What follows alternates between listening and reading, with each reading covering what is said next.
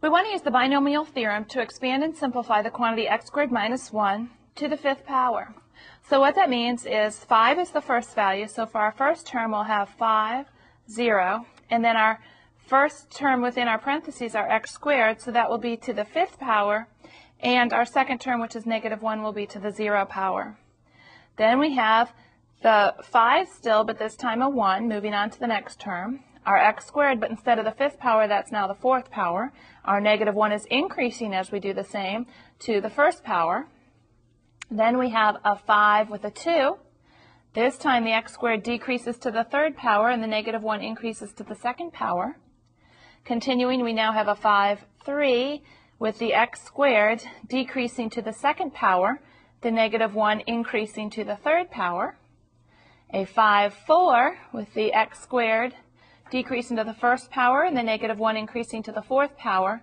And finally 5, 5 where the x squared is to the 0 power and the negative 1 is the fifth power. So evaluating the 5, 0, we get a 1. X squared to the fifth, multiplying that together, that's x to the 10th.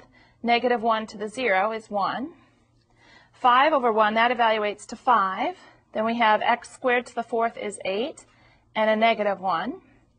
5, 2 is a 10. X squared to the third is x to the sixth. Negative 1 to the second is 1. 5 over 3 is 10.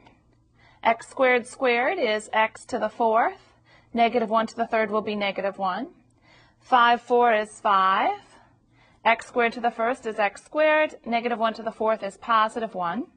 5, 5 is 1. X squared to the 0 is 1. And negative 1 to the fifth is negative 1. So 1, 1 and x to the 10th is x to the 10th.